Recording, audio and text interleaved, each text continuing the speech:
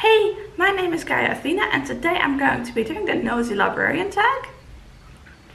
This tag was originally created by Adrian from Lit, and I was tagged by Anne from Book Your Imagination. Thank you so much, Anne, for tagging me.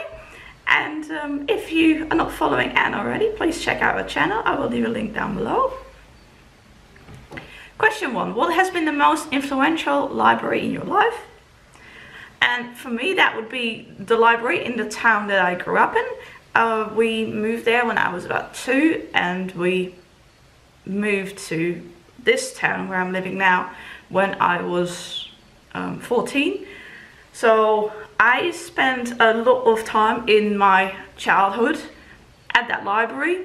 We had a lovely librarian there, a lovely woman, and I read so many books there. I think I went there every week.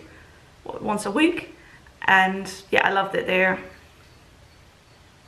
I really don't know what it looks like nowadays, but question 2, what will they title your biography? Now I know what I would title it, but I don't know what other people would title it.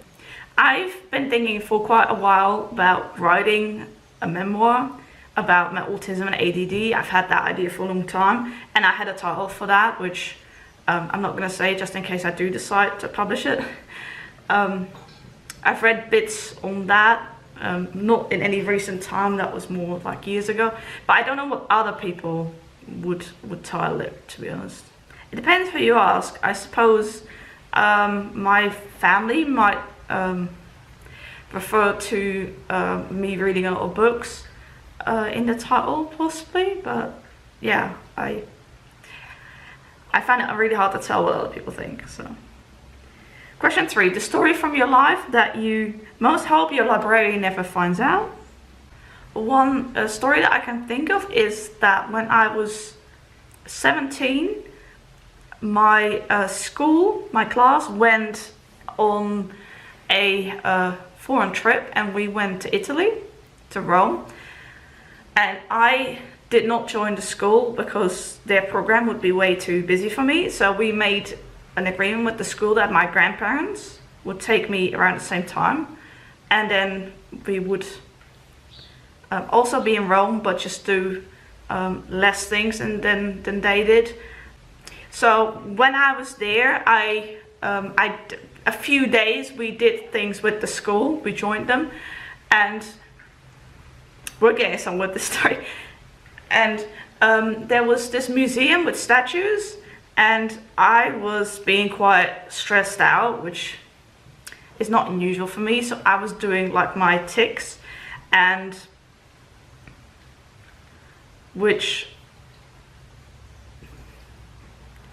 then this boy from my school came up to me and asked if I was praying to the statues or what I was doing, because what I was doing looked like that to him, and I felt very embarrassed because I'm not really comfortable talking about my tics, and I definitely wasn't comfortable talking about them back then. So yeah, that was embarrassing.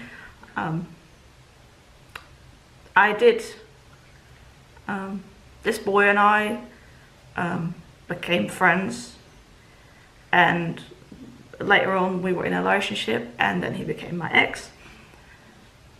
But anyway, that was one of the most embarrassing moments of my life that I can remember right now.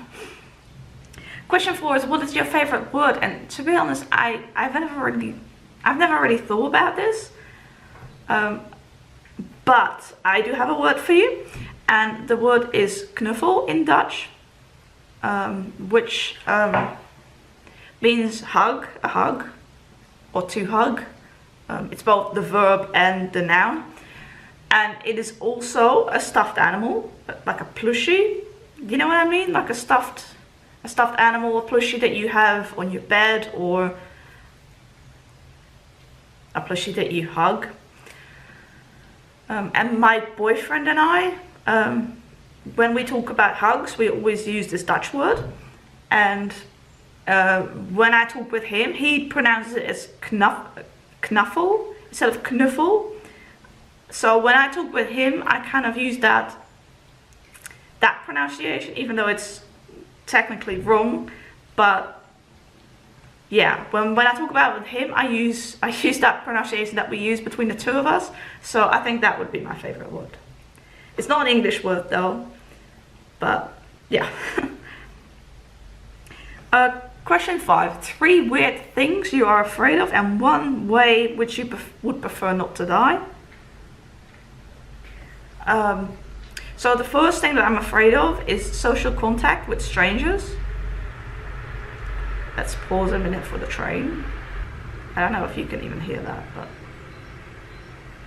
I find it really difficult to talk with strangers when there is no set protocol. For example, when I'm in a shop and I'm buying something, then at the counter you have sort of these set of rules that you go through, like your item costs this much, here's the money, there you go, thanks. That's what I mean by a protocol. So basically, talking with a stranger when I can't predict what it will be about.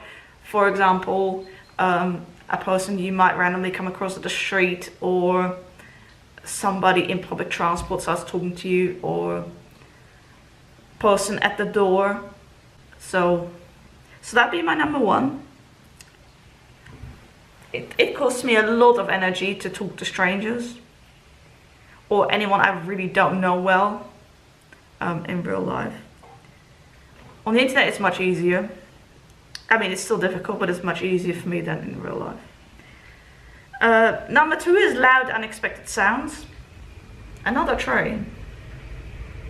So I am afraid of loud, unexpected sounds. When I was 4, and the town I used to live in has this yearly parade that it does, which is somewhat famous throughout the Netherlands. And I really, well, that year when I was 4, my sister was 2, and my parents, we were participating in this parade, and we had to walk with this, like, I guess you call it like a big wagon, and on the wagon they were making loud bangs. I can't remember what the story behind it was.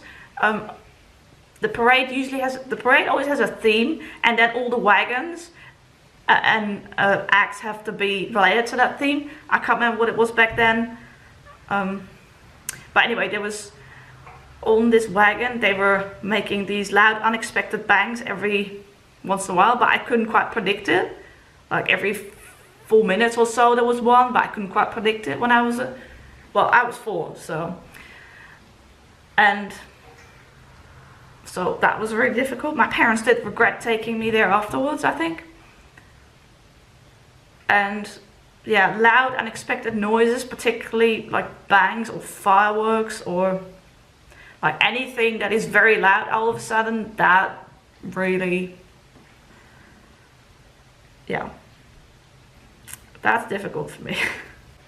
Well, and a third thing, well, I can't really think of a third one yet. There are things that I'm afraid of. Certain bugs, clowns, but I feel like they are more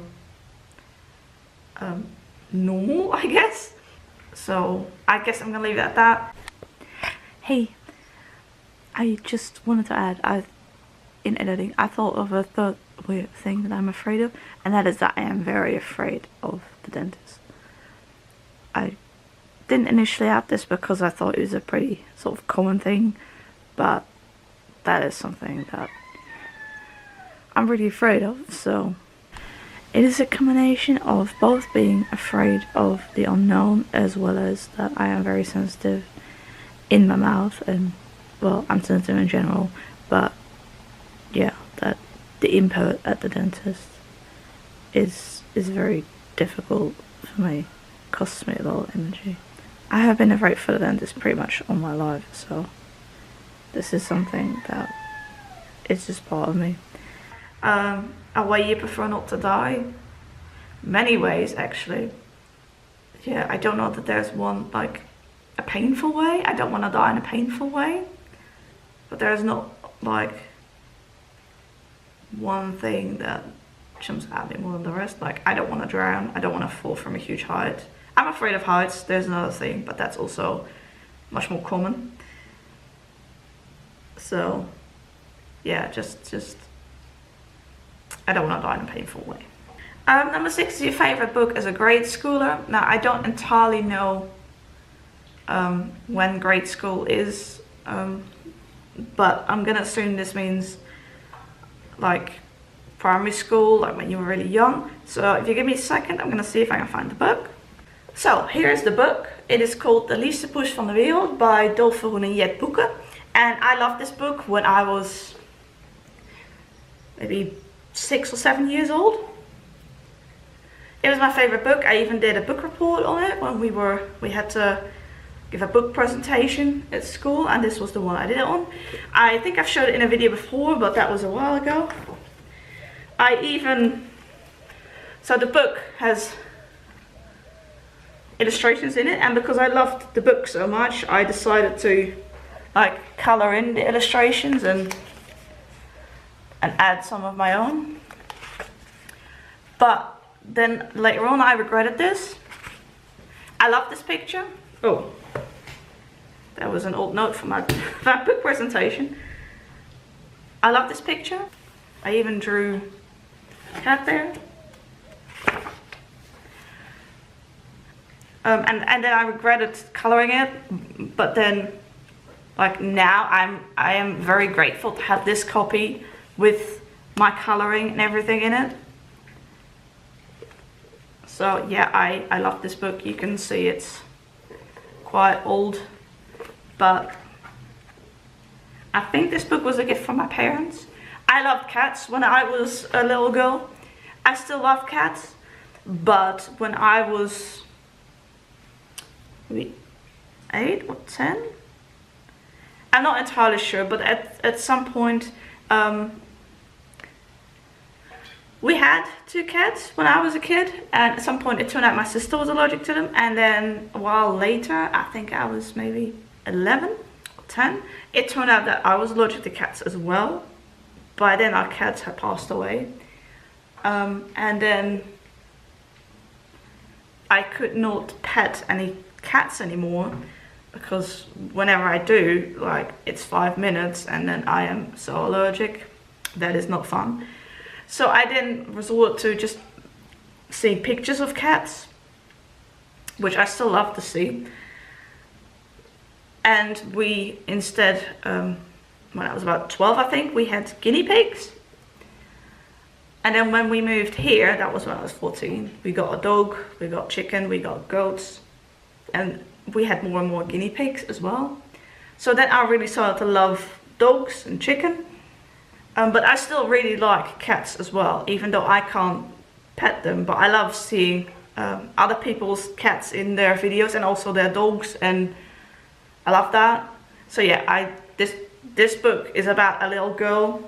Well, not a little girl. This book is about a girl who loves her cat, and then one day the cat disappears. I think the cat's a she. So one day the cat disappears, and the girl does everything she can to try and find her. Okay, we'll move on to the next question.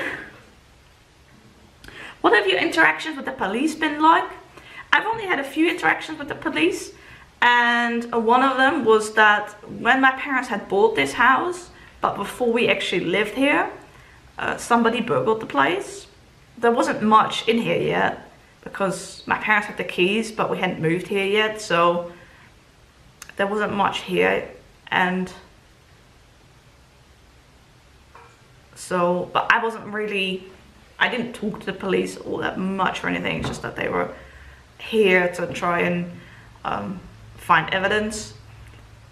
And at that time I found it exciting because it was like being in a TV show, because I used to watch a lot of like crime and detective shows. And then a few years later, when we actually did live here, we were burgled, and so some stuff was missing. I didn't really talk to police myself because I was a teenager, so they didn't really ask me anything. But actually not that long ago, maybe last year? Yeah, last year my neighbors were burgled, unfortunately. And so the police was at the door asking me if I'd seen anything or heard anything. So that's pretty much it. I've never really been much in contact with the police otherwise. I hope nobody gets burgled again. I felt really bad for the neighbors because the place was a mess. They had thrown all the stuff all around. They had left open the freezer. Yeah, the place was a mess. So I was there, and I was also there when the neighbor talked to the policeman because they apparently got in through a window. So he was busy with the window, I don't know, looking at evidence or something, I'm not sure. So I was there talking to the neighbor, but yeah, I haven't really been in much contact with the police. All-time favorite book cover. I don't think I have just one. I love many book covers. I particularly like book covers with rainbow colors.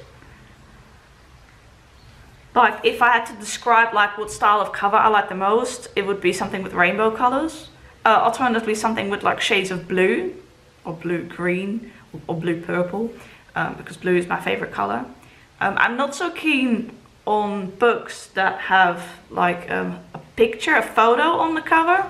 I do like this. This is like illustrated. I like that a lot. But like books where they have like a picture of a face, I'm less keen on those. In general, I like it when the book cover is somewhat related to the story in some way, or gives me that feeling. But then some of my favorite series don't have a cover that is like rainbow colors, and I do really like the covers, so sorry, I don't have a, yeah, there's lots of covers I like. How many places have you lived? Now I have different answers for this depending on if places mean houses or if places mean like towns. So I was born and we lived in that city until I was 2. And then we moved further south, where I lived from when I was 2 to I was 14, but we lived in 2 different houses, not the same time. We lived in one house from when I was 2 to when I was 7, and then we moved to another house from when I was 7 to when I was 14, and then we moved here. And so that is 3 towns, but 4 houses. And then here I lived first in the farm with my parents, and now I live, let's see if we can, there in the bakery with my boyfriend. So technically seen, it's 3 towns, 5 houses. As a side note, I really don't like moving. When we moved to this house when I was 14, I spent the whole summer holidays not wanting to unpack, not wanting to move, not wanting it to be real. It took me about a year before I was finally used to this house, this location, and that I could really start to appreciate it and not wanting to leave anymore. But I missed my old town for a while and our old house. So 3 towns, cities, villages, 5 houses. And I expect that maybe in a few years or so, my boyfriend and I, my partner and I, will move out to a new house, and that will be then the 6th house and the same town as this one. Oh, that was the last question. It remains to tag some people. It says to tag 11 booktubers, but I don't know that I know 11 people who would want to do this tag. I don't know who has or hasn't done it. To be honest, I'm always a bit hesitant with tagging people because I don't know if they appreciate it. So I will give a few names, but if you don't want to do the tag, then don't feel obliged to do it. First I'm going to tag Charlie Brook because she's a good friend. So hi Charlie. If you've already done it, then I'm sorry, my memory is always, I don't remember who's done what tag. Then I'm going to tag Bailey from Bailey's book Babble, because I really like her videos and she's also a friend. So I'm gonna tag Booky Lorra because I always like seeing her tag videos, and I really like her videos, so only if you haven't done it already. I'll tag Bookworm Heath because I also don't know if you've done it, but I also like your videos. And I'm gonna tag Emma Novella. I also really like her videos. I don't know if you've done this tag already. You can tell I'm kind of new at this whole tagging thing. Well, I shall leave it at that because my brother can be here any minute. And then the last thing is the compliment strip cover lid, and I would do that, but to be honest, I'm not familiar with their channel. So I'll look them up, but all I can say for now is that I think that Adrian created a very original tag, but I'm not familiar with your channel, so I can't really say much else. I will check it out, but don't know you well enough to say much about it, if that makes sense. But I think you created a very original tag, so that's really nice.